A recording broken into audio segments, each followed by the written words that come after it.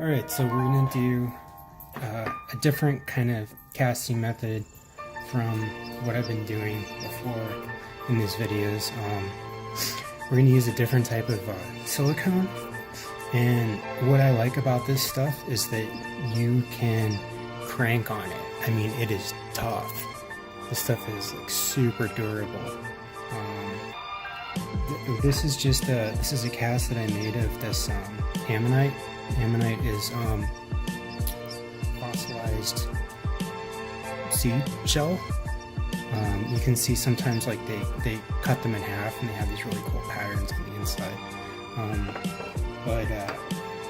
This is a cast that I made. Well, it's not actually a cast. This is polymer clay, and then what I did was that I rolled out this design flat, and then it made it in polymer clay, and then I laid it out in the mold and then shoved more polymer clay down on top of it to get that design. And I'm not sure that I would really try this with a weaker type of silicone, but also you can cast resin in it too. Like this is resin. It's kind of experimenting with a sort of like another faux jadeite kind of look. I've been experimenting with this for a while. I just like the look of jadeite. But so the one way that you can do it is you can put it in the bottom of one of these guys, and then you can just shove down on it, push your part in there. But we're gonna do a little bit different method, because we're gonna do like a sort of like a type, almost like a dump mold of these little guys. I've been wanting to cast these little guys and haven't been able to fit them into another mold. So I'm going to show you a way that I like to do these with this type of molding material. So first off, you start with equal parts of both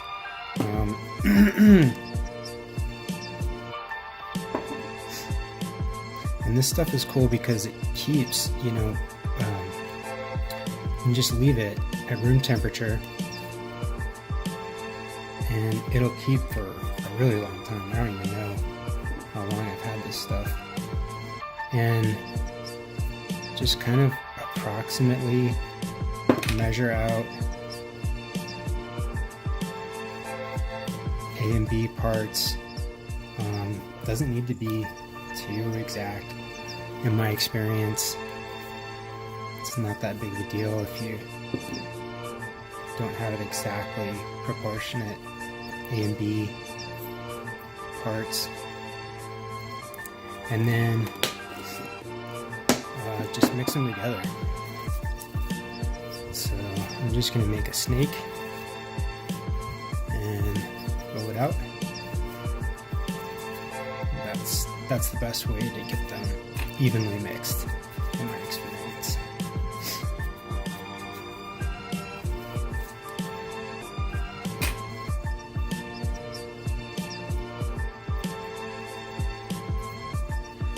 And a reason why I want to make these molds with this stuff is so that I can crank on them with green stuff and just shove it down in there, and make sure that I get a good cast of green stuff or resin, or whatever I feel like casting with. But I know that I can really crank on these, and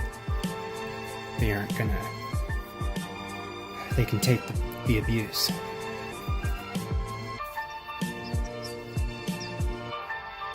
Also, I just had some of this stuff and I ran out of portable silicone, and I wanted to cast these guys, so I thought I would tape it. But that's about it. That's good. So I'm just taking a cookie cutter, finding one that's about the right size, and then take a little piece of packaging,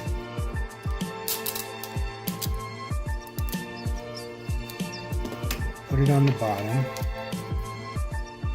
to hold everything in place where I want it.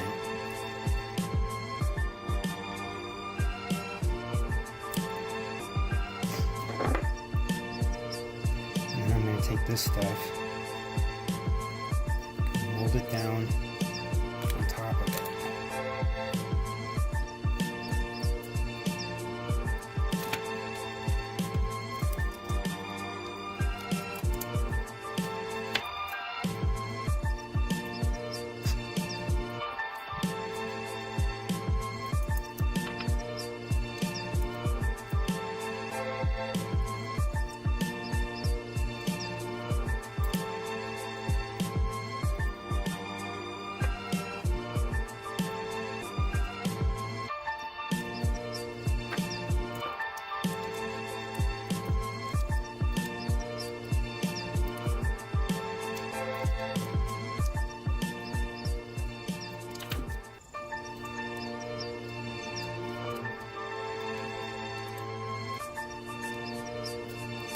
As you can see, I'm kind of cranking on it.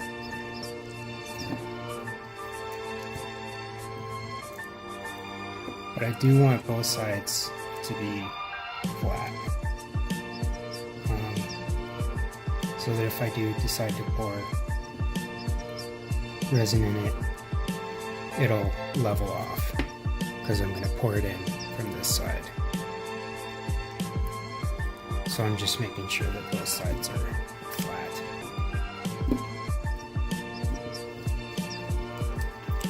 Shoving it down into my cookie cutter mold.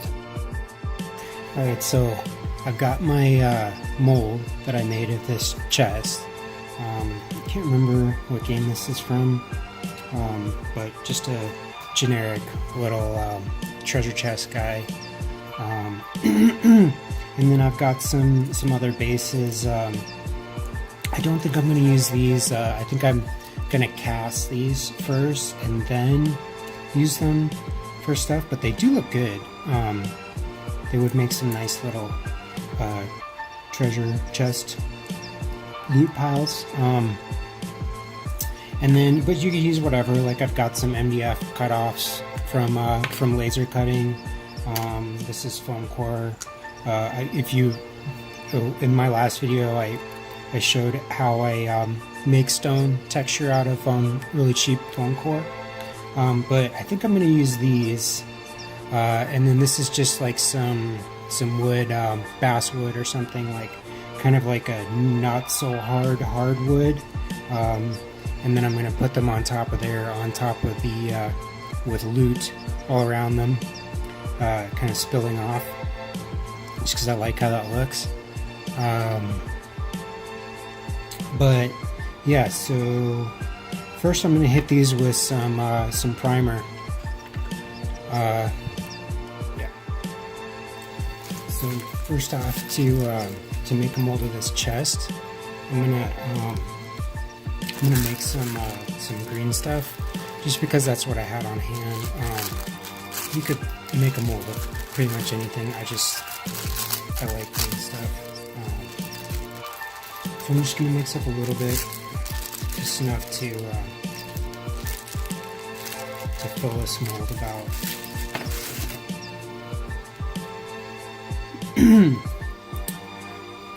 Actually, technically this isn't green stuff, it's milliputty, but it's the same thing. Squadron putty. It's not fine enough.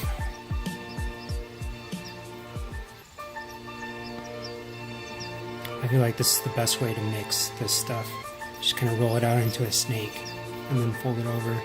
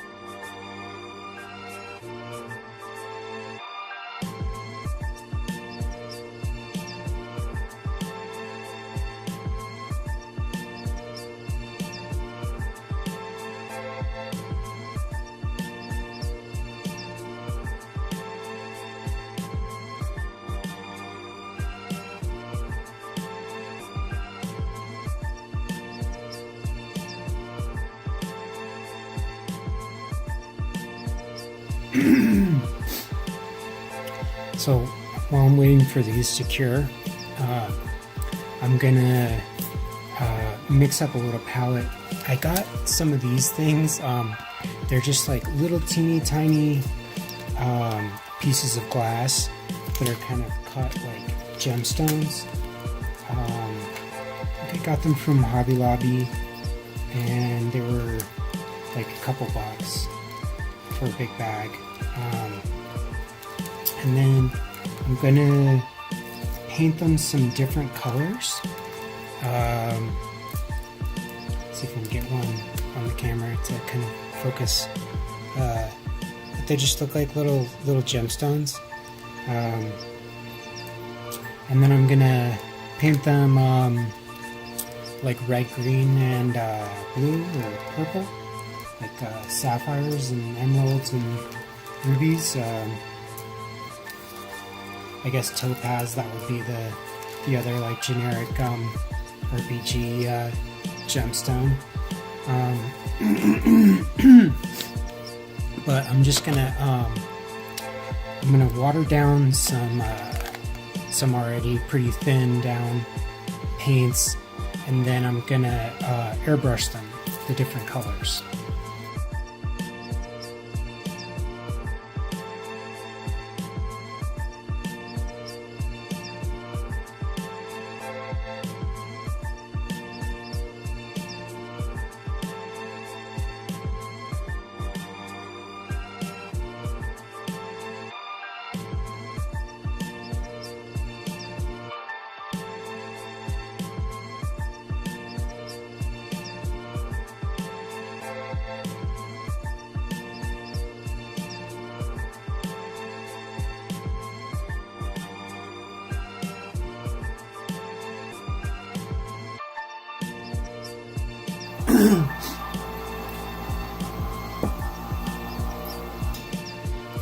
So I didn't expect them to just blow away when I airbrush them.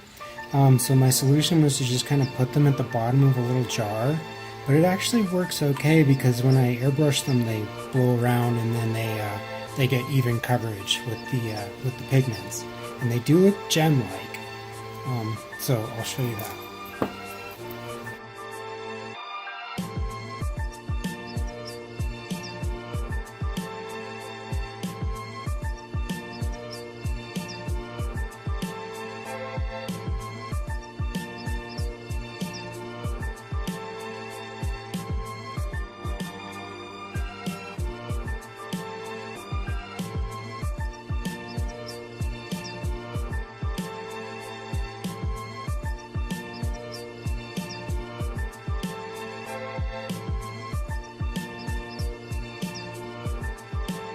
So I have some of my fake little gemstones that I've colored, and still need to do some red ones. I might do another coat of the purple on these guys. It's a little weak. But I want to demold these, the little treasure chests, and see how they look. And I use the epoxy putty, like squadron putty. It looks pretty good. There's a little some little tiny seam lines that were my fault when I made the mold, but the part looks really good. Easily fixed. The little parts where needs to be filled in. And then this one, I noticed when I was done making the mold that there were some little spots in the mold itself. So that's not the putty's fault. That's my fault making the mold. But these look good. So I'm gonna sand off the bottoms and to make them flat and flush, and then I'm gonna give them a coat of primer before I throw them on their little bases to make some loot piles. I don't know, actually. Pretty cool. Alright, so I took off the seam lines on these guys, just kind of shaved off some of the little spots with an X-Acto, and this stuff is it's a lot softer than plastic. It's really easy to cut, or you know, if you have little seam lines, it's really easy to just kind of shave them off like that. So what's left though is the little spots where it kind of needs to be filled in. There's just some little spots where the green stuff didn't go into the mold the way that it was supposed to. So I thought it'd be worth it to just show a couple of ways to fix things like that. So one way that I like to use for bigger gaps is I take a little bit of stuff like this putty, and I just take a little dot like that, and put it on my thumb, on my thumbnail, and then I'm going to use a little sculpting tool to just take a little bit and patch it in. Just patch in that little spot where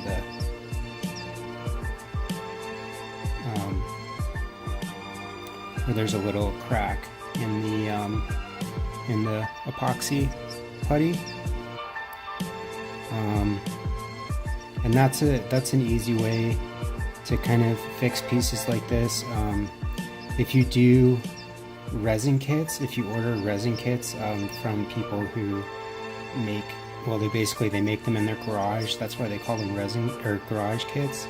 A lot of times you'll get parts that look like this where they have just little spots that kind of need to be filled in, just because they are not a, you know, a big game company or whatever. They don't have injection plastic molds.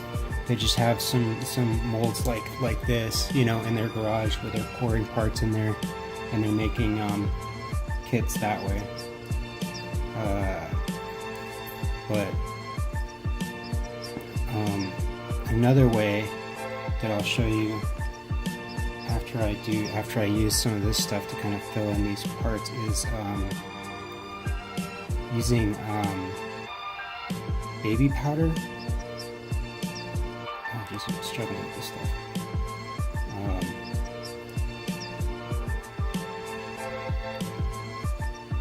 But you can see I'm just kind of filling in these little cracks and kind of repairing the sculpt a little bit using this putty. And it's nice because you don't have to mix a bunch of it. You just sort of squirt it out of the tube onto your thumb, and it's pretty easy to fix guys like this.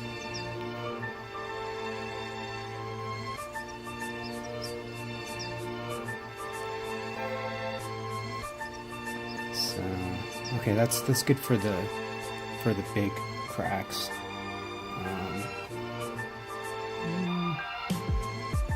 And you know, if your chest has a couple little dings and dents in it, it just gives it character. When you have the big spots filled in with putty stuff, you might still have some little fine cracks that you want to fill in, and it's not so easy to do with the putty. One way that you can do that is you can take your like dust, when you sand the parts down, and then you can take a little bit of thin cyanoacrylate glue, CA glue, and then this is just it has like a really super kind of thin consistency, and then you just put a little bit in there into that spot there where you want to, and then you just kind of dust it with a little bit of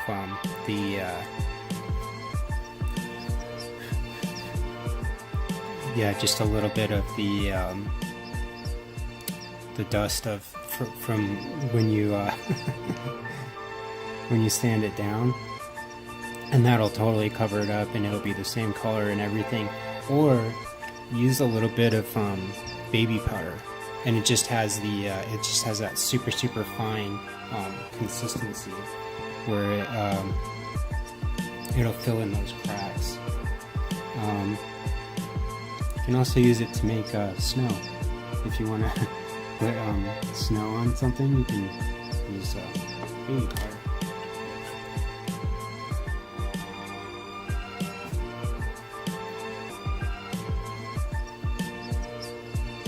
So the super glue just soaks up the baby powder and turns it like hard instantly. But use it very sparingly. You don't need a lot, just a little tiny bit.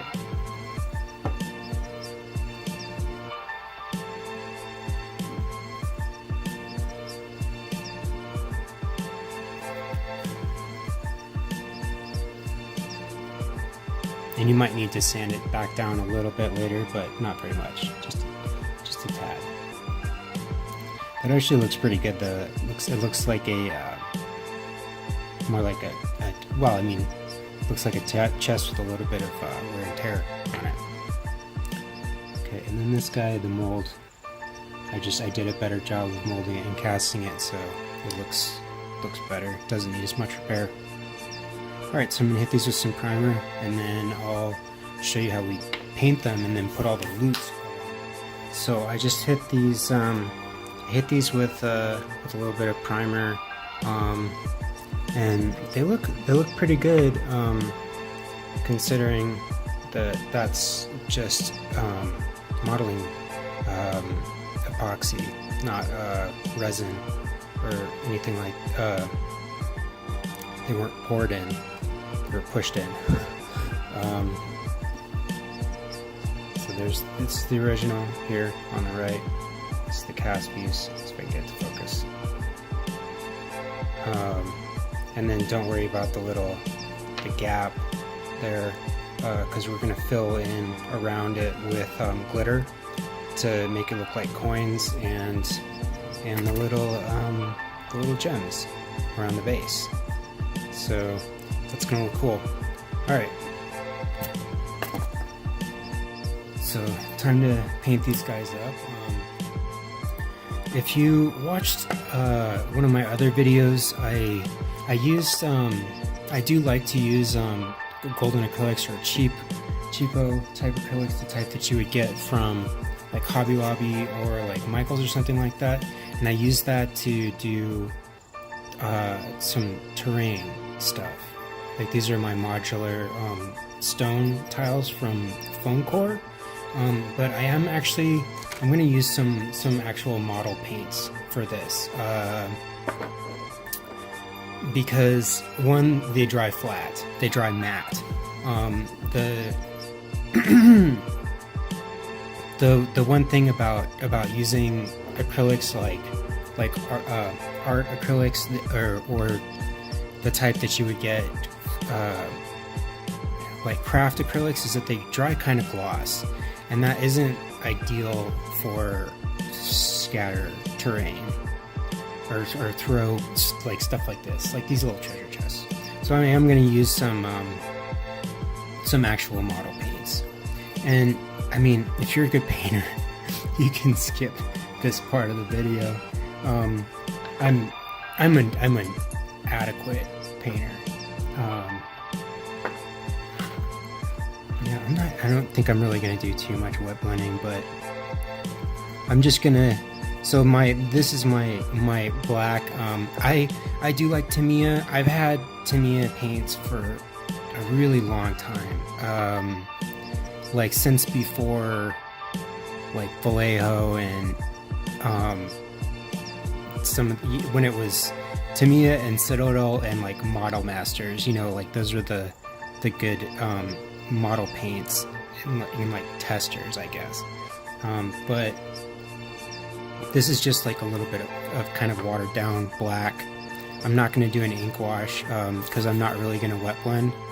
I want better coverage than that. So, right, yeah, I'm just trying to get some coverage. And you know, I might just paint this and like fast forward through the video. We'll see. Editing. I am going to do like kind of an assembly line thing with these, where I'm doing one step and then I'll go on to the other piece, like let it dry a little bit, do one step. You know, if you're a beginning painter, if you're like a mini painter, you're just getting started, I would recommend Vallejo. These guys, Vallejo Model Color, they are awesome. Everybody loves these. They're just like, they're amazing. They're newer. They're like, I don't remember the first time I saw them like on the shelves, but you can buy them at, you know, a lot of places. So you can tell that this black is kind of watered down, so I can do passes with it, and I actually want to keep some of that gray from the primer. I don't want it completely black. I just want to darken it up to get some more definition.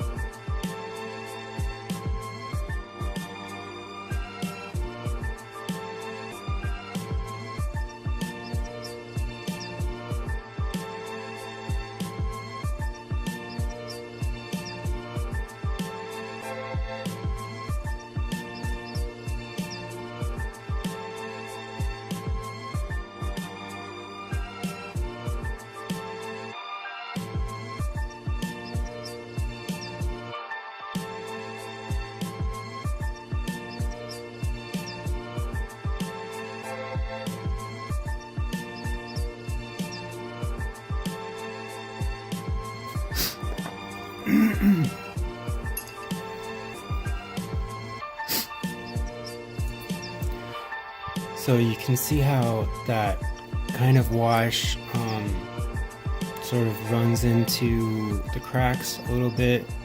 It isn't completely black. It isn't really showing up on the camera that well. It's just kind of running into the cracks.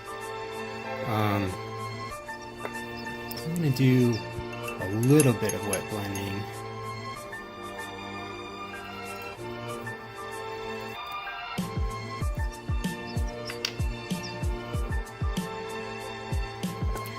The thing I do like about Tamiya paints though is that they dry very flat, matte colors.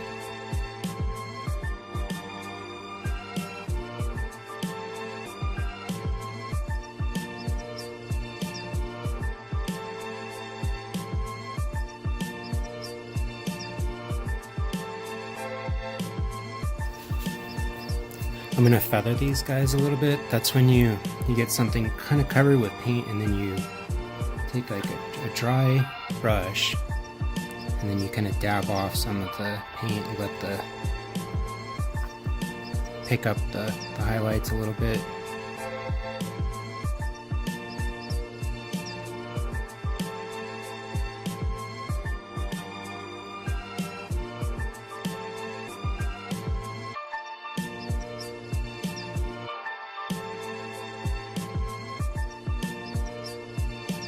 I think I'm going to adjust this camera so you can see what I'm doing a little bit better with the light.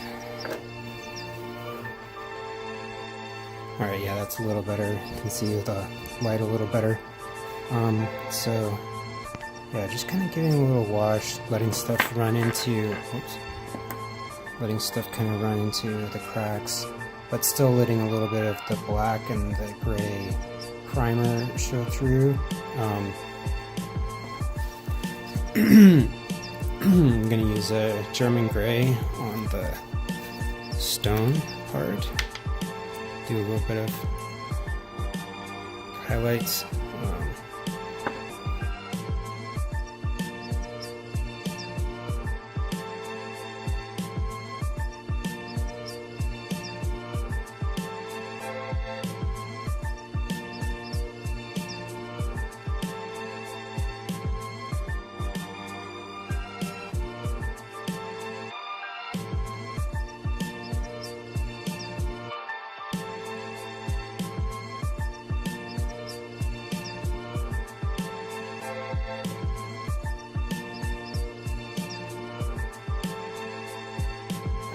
Another pass with my watered down black.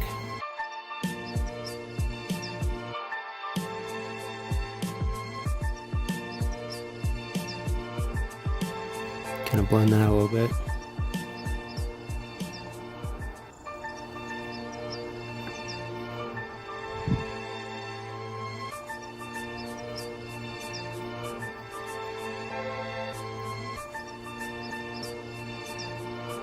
I'm going to leave some of those highlights.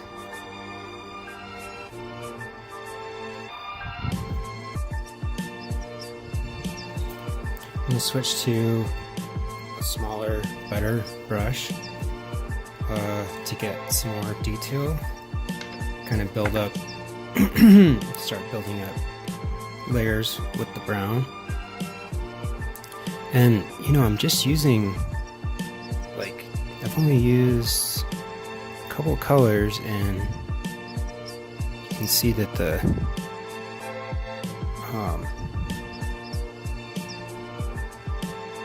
you know, just blending makes a big difference. I'm just doing multiple passes with different colors, kind of defining highlights and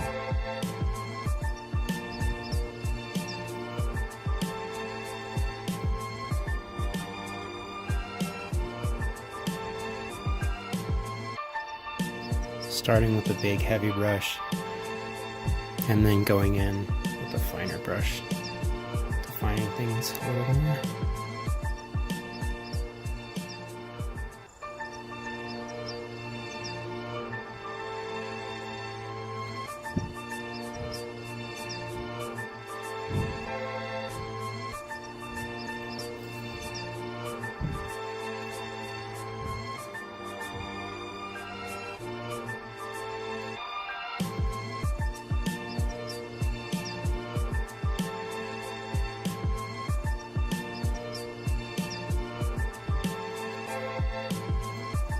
A lot of respect for people who make these videos with like little teeny tiny things and you can actually see what they're doing.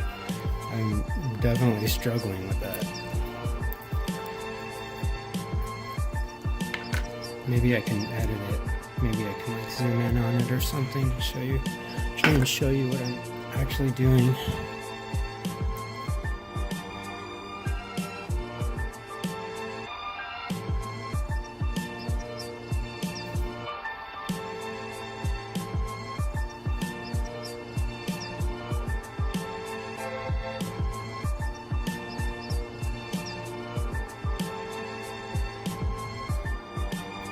That's good for like a base coat. I'll let those dry a little bit.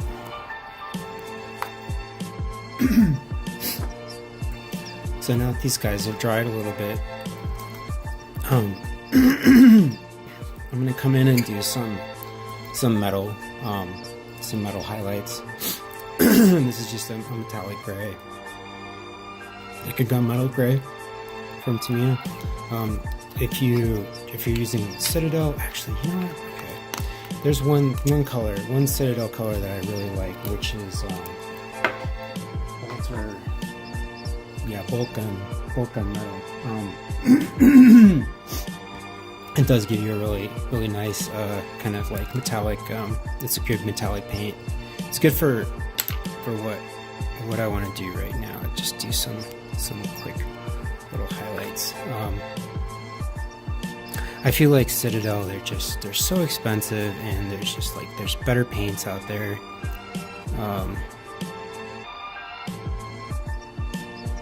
Just for what you get.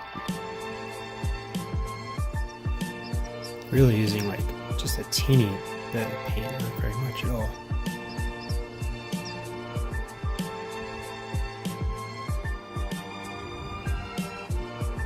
Kind of glazing on some highlights and then leaving other areas less defined. So I'm going to create some forced highlights, some like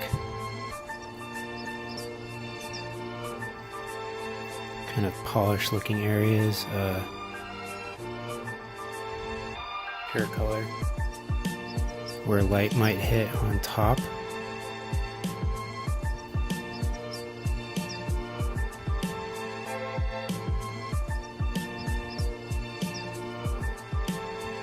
Yeah, but okay, so I'm pretty much done with the acrylic, that layer. So I only used 4 colors of paint, and then I blended them. I did multiple passes. I used this stuff too.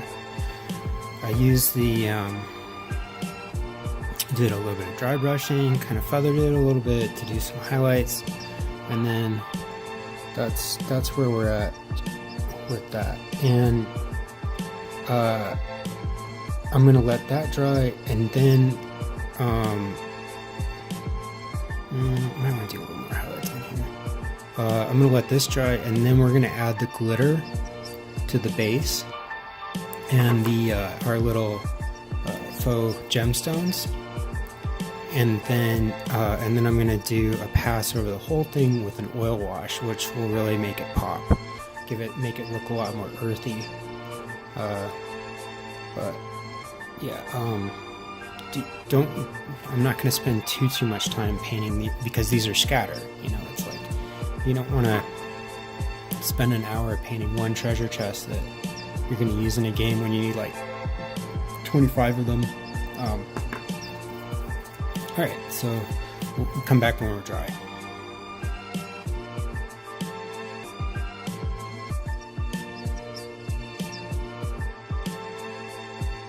Okay, so I took some pictures of these guys. I did touch them up just a tiny bit off camera. It's kind of distracting to do it filming, but for the most part, okay, so that's just 4 colors, and I think my point is that you can do a lot with very few colors, just doing some different techniques. Like you can build up layers, you can do dry brushing, you can do highlights, you can do all kinds of things, feathering without actually using a lot of paint. The only other thing that I want to do is I'm gonna add some tiny highlights to the stone using some Citadel. Actually, I don't know if there's one. Yeah, Deneb stone. This is another Citadel color I like, but they're just they're so pricey. It's kind of ridiculous. If you're watching this video, Citadel, you're just ridiculous. Kind of have like a love-hate relationship with Citadel. Like, I think the first thing that I probably painted when I was like 12 was Space Marines. You know, it's like a gateway thing for a lot of people. And like they were so expensive back then, and we actually like well, I didn't do this, other kids did this. We would like steal stuff from the hobby shop because we couldn't afford it. It was so expensive. Like, I feel bad saying, I mean, like,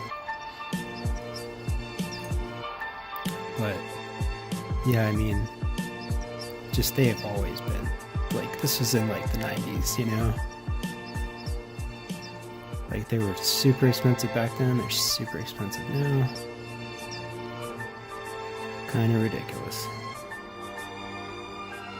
And it's funny because like I'm a fine art painter now, and I probably owe a lot of like my painting experience to like when I was like 12 sitting in my basement painting like Space Marines and stuff. So I'm just gonna do some little highlights with the on the kind of a cork part to like make that pop, to get that all that detail to kind of pop. And then I'm gonna knock those down later when we do the oil wash. That's gonna knock down all the highlights. And plus there's gonna be like glitter and the gemstones on top of it. So yeah, that's what that looks like. Do this guy. And I'm trying to do this kind of quick and dirty because, like I said, these are scatter, they're throw pieces, they're not show pieces, and they're going to get used.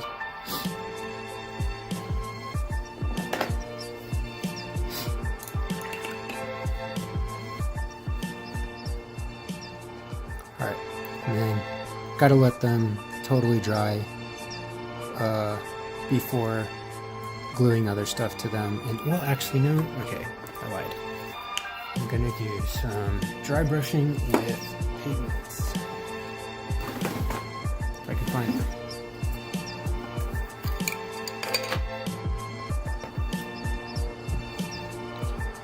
I'm just gonna hit the tops of them to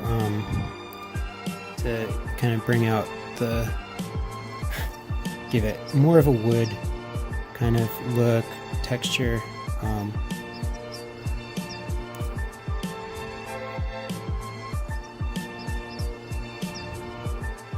And then that slightly wet paint will kind of hold it on there. It'll sort of act like a binder for the dry pigments as well. So I hit these guys with some dull coat. It dried a little more gloss than I would like. When when I do the oil wash later, that's going to tone it down. But yeah, they're a little glossy. Like the metal is fine. The metal can be glossy, but the dull coat lacquer didn't really do much to kind of dull things down that much. So, but I think that the doing an oil wash over it is going to be enough.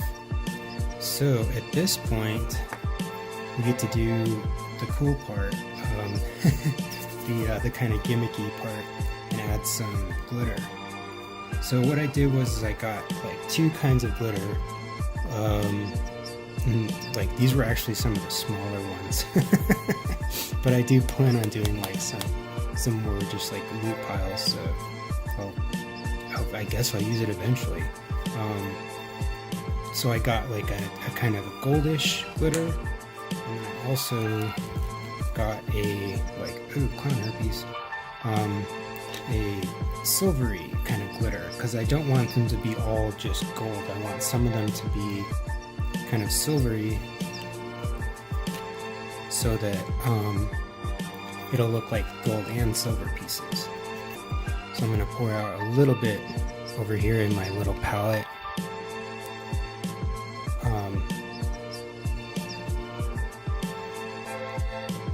Some gold and some silver. I mean, not that it makes a difference, like they can't get mixed up. They're going to get mixed up.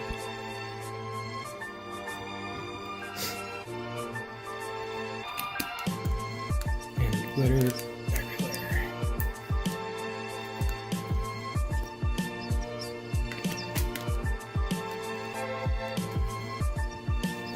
I do still need to make some like rubies.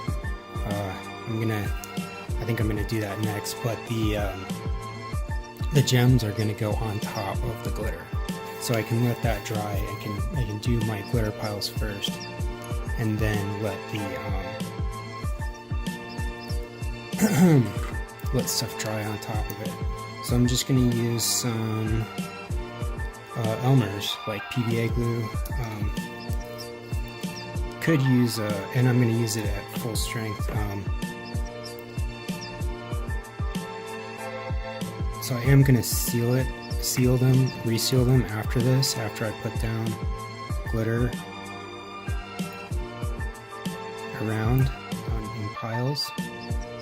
Just some little piles around the base.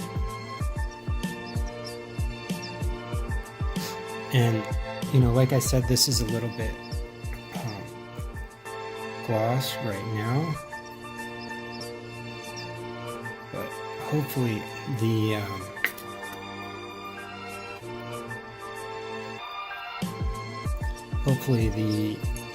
oil and then another coat of dull coat lacquer will kind of dull it down a little bit. So I'm just sort of gradually building up some larger piles in front, like where the loot would spill off. I guess I can put like a couple little gems around there. Okay, yeah, that looks really cool.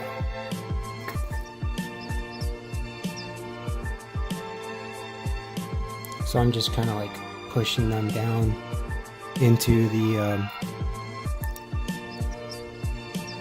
in there, you know, with the rest of my loot. Some red is going to be good. I should have done that already.